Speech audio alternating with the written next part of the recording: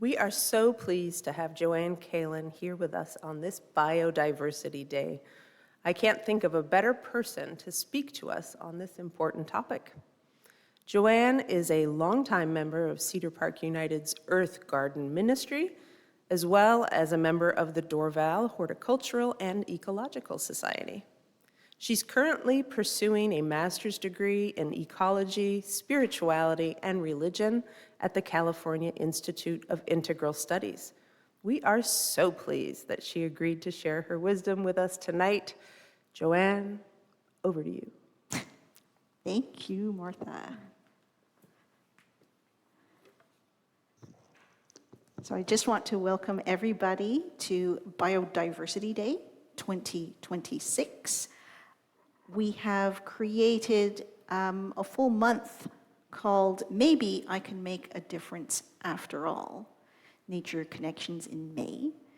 And today, being Biodiversity Day, we have decided to do a presentation about biodiversity. So I want to welcome you here again. And the theme for this year is called Acting Locally for Global Impact. So my first question is, that would be, I guess, slide number 2, is what exactly is biodiversity? So biodiversity is all the different kinds of life you'll find in one area. The variety of animals, plants, fungi, and even microorganisms like bacteria that make up our natural world. So from the Convention on Biological Diversity, the theme for the International Day for Biological Diversity is Acting Locally for Global Impact.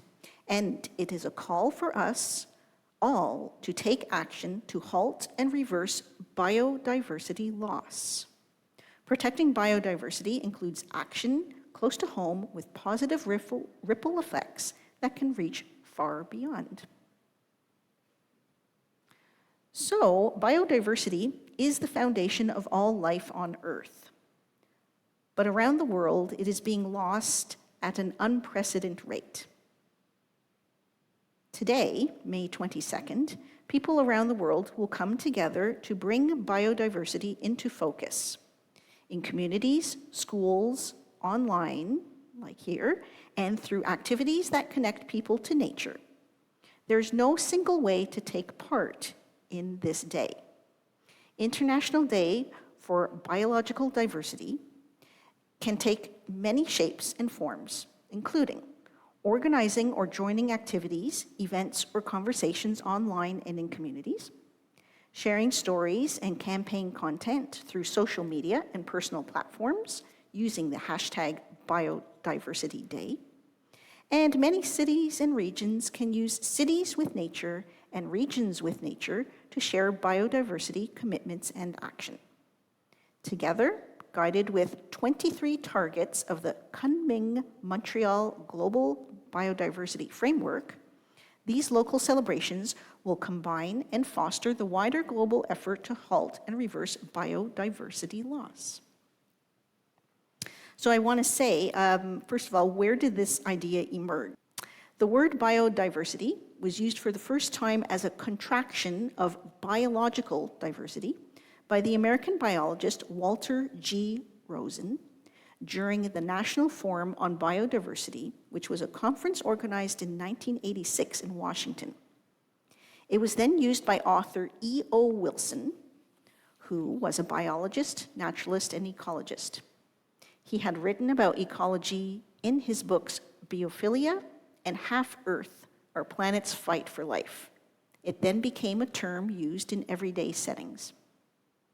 Now, going back to what I said earlier, what is the Kunming-Montreal Global Biodiversity Framework? This framework is an outcome of the 2022 United Nations Biodiversity Conference. Its title had been actually the Post-2020 Global Biodiversity Framework. It was adopted in COP15 to the Convention on biological diversity in 2022. It was promoted as a Paris Agreement for Nature, and it was one of a handful of agreements under the CBD, and it is the most significant to date to take care and protect nature. And it was hailed as a huge historic moment. So the framework is named after two cities, Kunming, which was scheduled to be the host for the city of COP15, that was in China, but it was postponed because of COVID. And Montreal, which is the seat of the Convention on Biological Diversity, and it has stepped into the to host COP 15 after Kunming's cancellation of COVID. So now here we go into slide 3. Here, the closest to home right now, at Cedar Park United. So I'm going to do a little overview of what we have done at Cedar Park. So we've done a backyard cleanup. We've created vacation creation camp. We've done an upgrade of the courtyard and the healing garden. And this year we have new trees to the east of our property. So we've actually have been doing a lot of work and acting locally for a very long time in the environment around the building of CPU. Slide 4, please. So in 2023, Martha and I created a little something called Vacation Creation Camp. You will see that this was the beginning of biodiversity for CPU, and we opened up the gardens in a deliberate invitation to all members and for them to become part of nature that surrounds us. And we wanted everyone to steward, garden, and interconnect with all the living beings, not just humans, everyone around Cedar Park United. Slide 5, please. You will see here there are new members of the Vacation Creation team as counselors. So I'm there, and we have, I think, Penny and Joan and Irene, and I'm not quite sure who the other person is, but I thank them very much because they are the first people who were initiated into our Vacation Creation Camp. Slide 6, please. So you will see here that the campers were actually the vegetables and the plants and the mobile campers, as Martha lovingly called them, the animals that scamper around and fly around and crawl around the building. But also, it's everywhere around our homes because nature is their home. Slide number 7, please.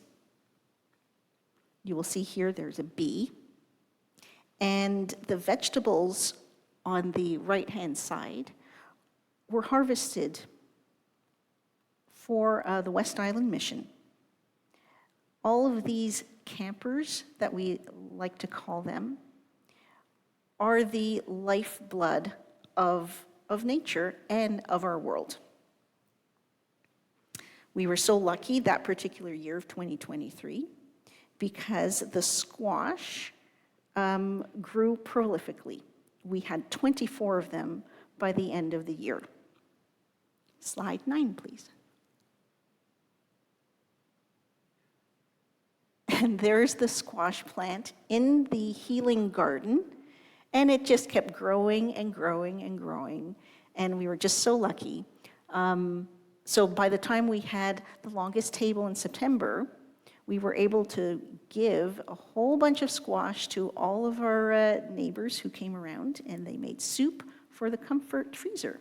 So again, everything's interconnected. It's very important. Slide number 10, please. You will see here the healing garden sign and two of our counselors, Wendy and Leo. And just like all of our counselors, they befriended the gardens. It became such a lovely practice to learn about the gardens here at CPU. In fact, the Healing Garden, Reverend Elizabeth Jones was the person who created Healing Garden. And she wanted to make it something that was Indigenous and something that people could go to, not just to gather plants, but to gather spirituality and healing.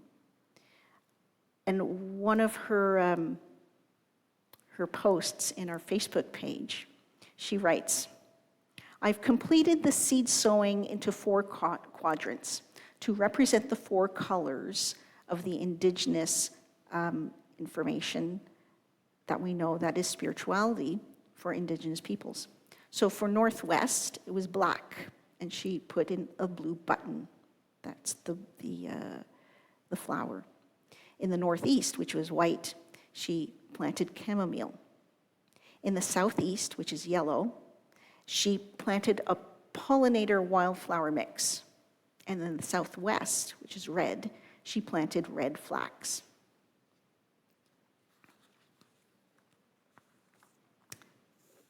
Slide number 11, please. So here we see the squash, and that evening of the longest table, where I'm gathering some squash for our neighbors. It was a very lovely and surprising evening with so much food. Slide 12, please. So now we can come into the years 2024 and 2025, where we have new counselors, more food, and more flowers. And these are lovely posters that Martha created. And I'm sure she'll create this one coming up for next week, for 2026. I think we're on slide 12. Here we go. So we see here that we have some lovely volunteers or counselors, and they helped water and they helped harvest. And then all the produce that was created by the gardens, everything that was harvested was again sent to the West Island Mission.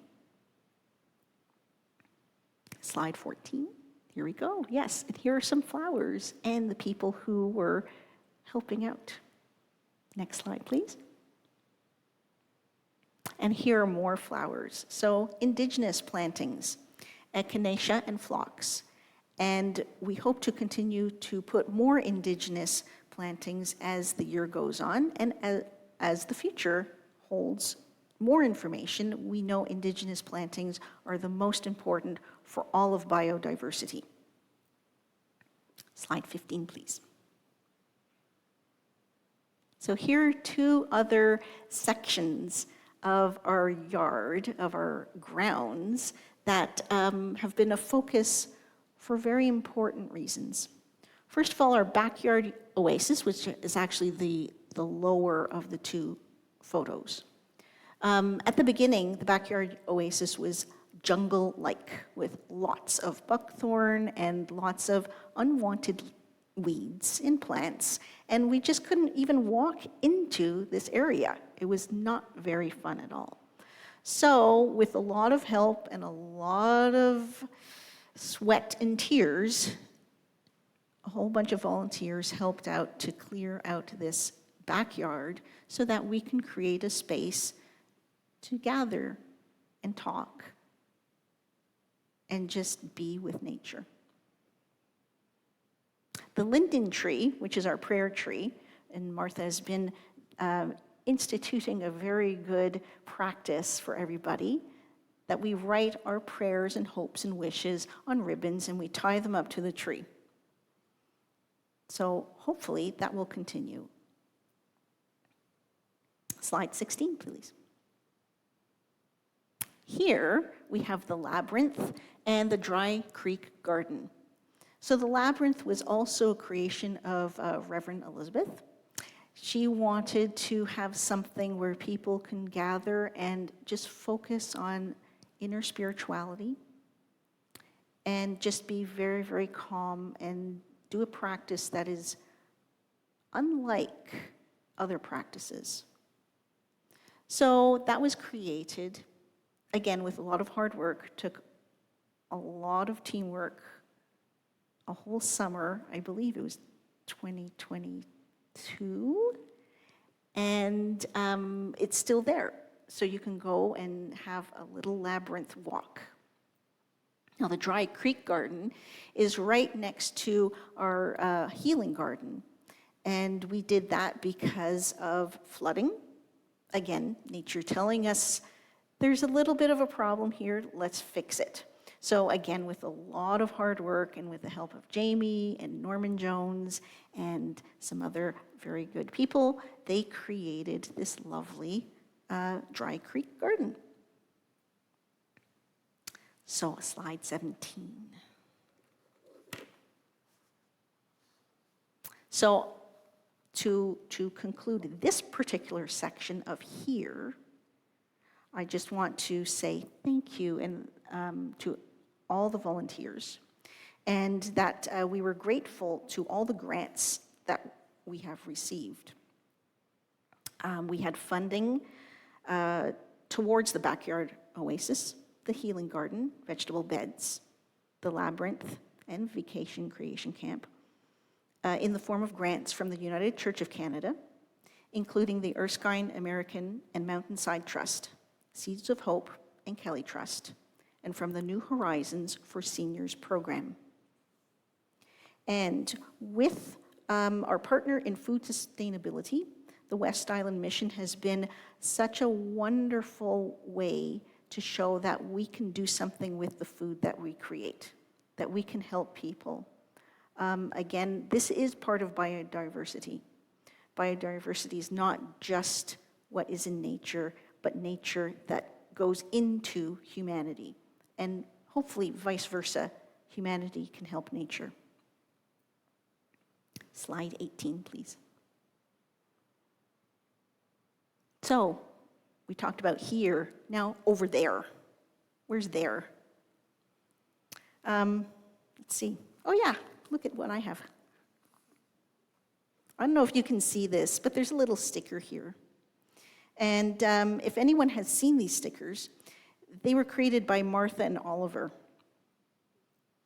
Okay, you will understand that it is named Diversity is Natural. Each section of the flag on the sticker is another form of color and style of nature. Flowers, water, vegetables, leaves, earth.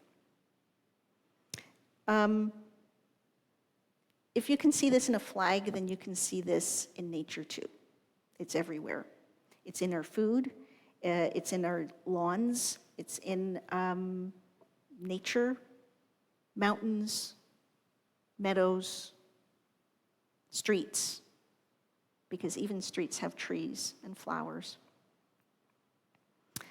You can see the biodiversity in your own town. It isn't actually hard to find. There are ants and birds and butterflies. And actually, if you can't see that it's close to your place, you can check out some other places, like the Morgan Arboretum, or you can ask at Save Fairview Forest on a Saturday, because protesters are there every week.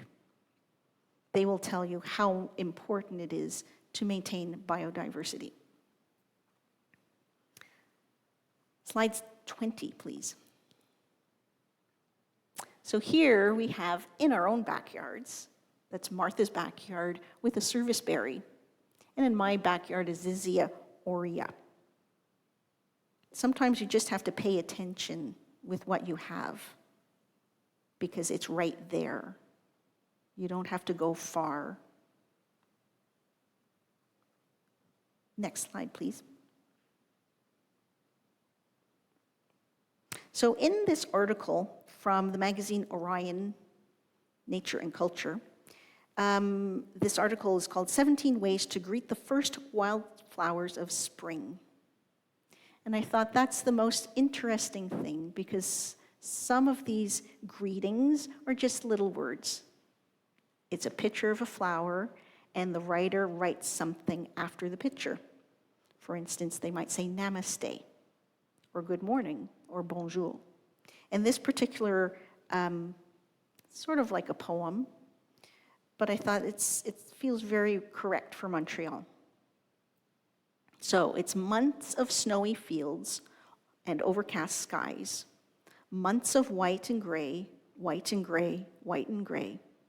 And now suddenly, you pop and pizzazz. It's true, I've been a little depressed, not because of the gloomy weather, because of, well, everything. Life.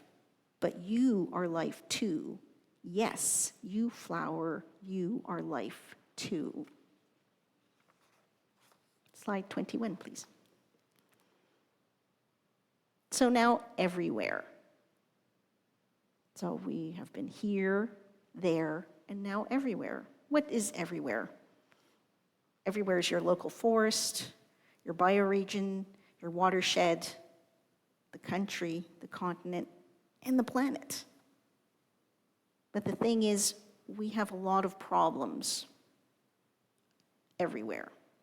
We have climate change and air pollution and biodiversity loss. These are the three most dire problems that are happening in our world today. And today, for Biodiversity Day, we have to maintain that that is one of the biggest problems we have, the loss of biodiversity, because that is the structure that holds up the rest of the planet. If we don't have enough biodiversity, everything will collapse. Slide 22, please. So from the worldatlas.com, it shows here the sphere of biological organization. And it says, the hierarchy of biological organization from molecules and cells up through organisms, populations, communities, ecosystems, and the biosphere. That is in every single living thing on the planet. That could be in a blade of grass, it's in a bee, it's in a fish, it's in a tiger, it's in a human. Every single thing is biologically organized the same way. We can't get rid of that. That's just the way it is.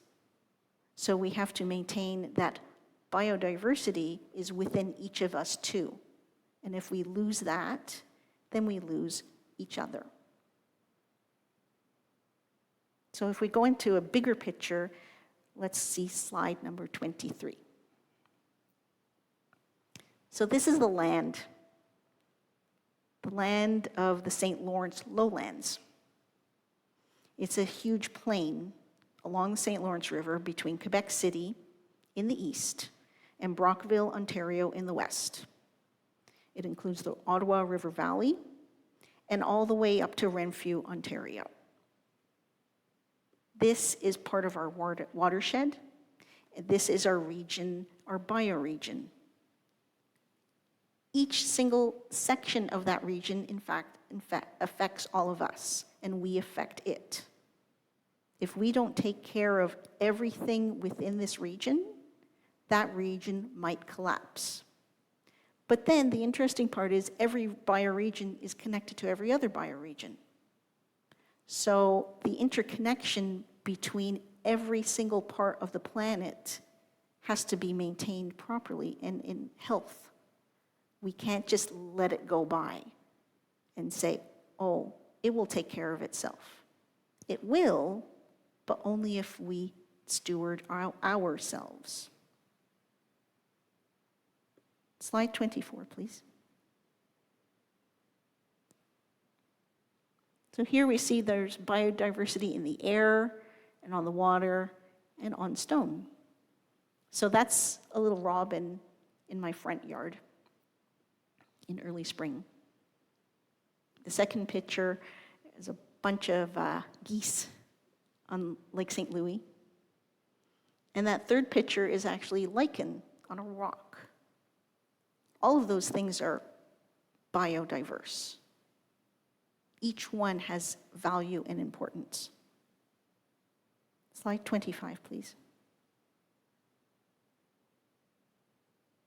Biodiversity loss. So the United Nations has been trying to explain to as many people as possible for a very long time that we have enormous biodiversity loss because of climate change. If the temperature goes up by 1.5 degrees Celsius, 4% of mammals will lose half their habitat. If it goes up by 2 degrees Celsius, 5% of mammals will lose half their habitat. If it goes up by 3 degrees Celsius, 41% of mammals will lose half their habitat. Now, I know we're supposed to save 30% of our environment. That's what the governments say. 30%. That's not a big amount. Because if I were to say, if you took your house, which has 10 rooms, and take away 7, which 3 would you keep? Are you going to keep the kitchen? Are you going to give up the 3 bedrooms? The den with the TV? Definitely the garage has to go. There is no living room. That's what you're taking away from the rest of nature when you say 30% has to be saved and 70% has to be developed.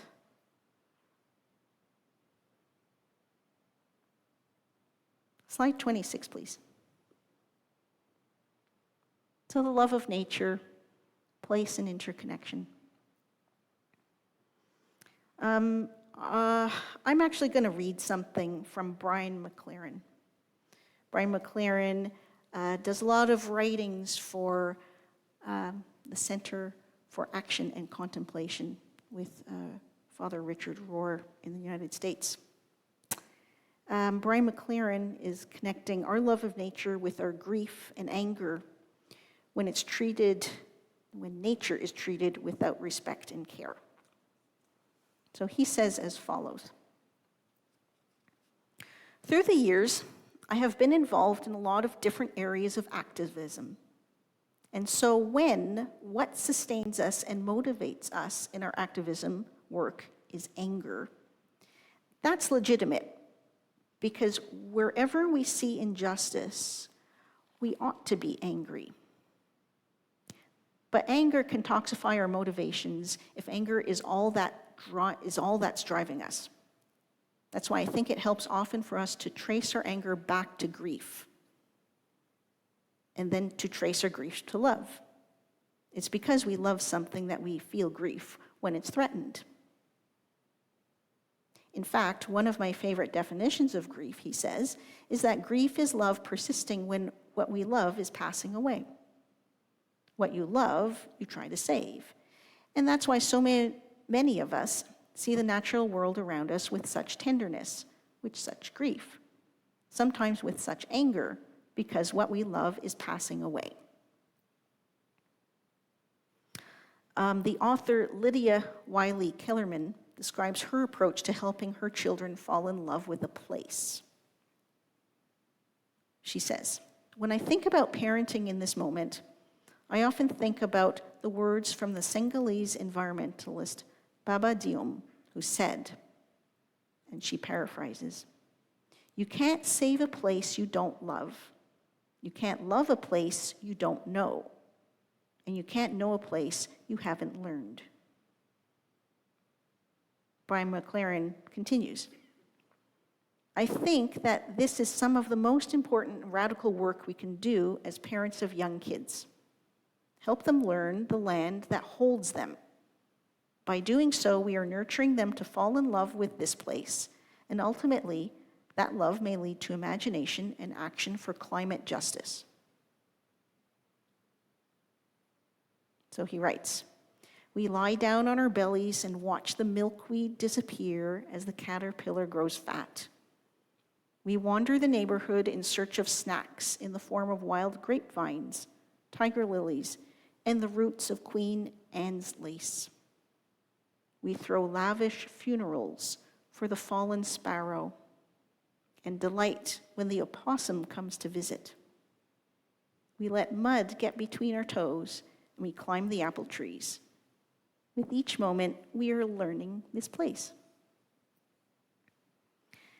Daniel Berrigan, a Jesuit peace activist, now a beloved ancestor, once said, "Don't just do something, stand there."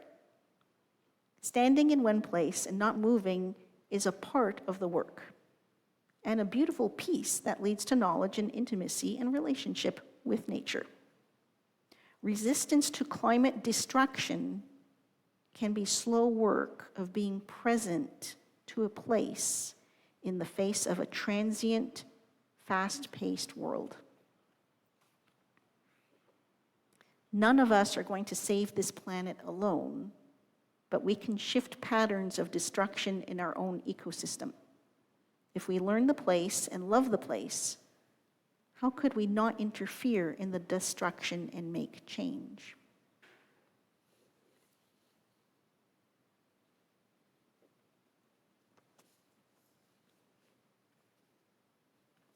Slide 27.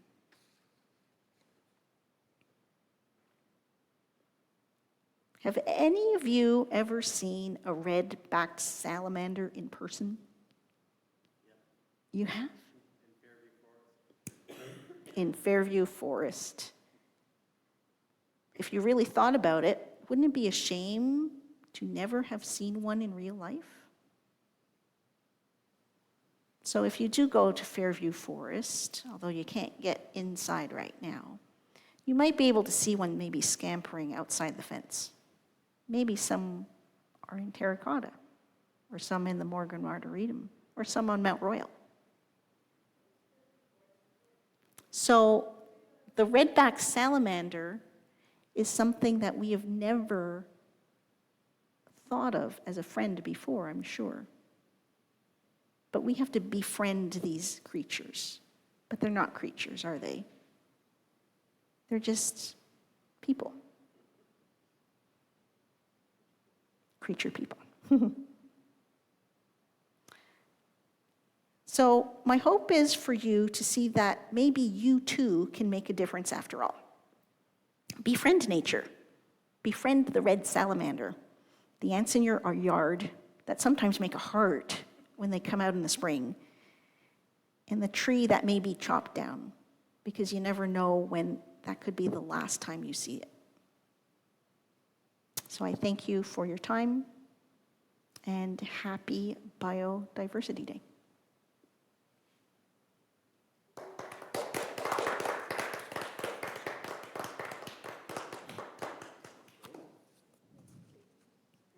Thank you.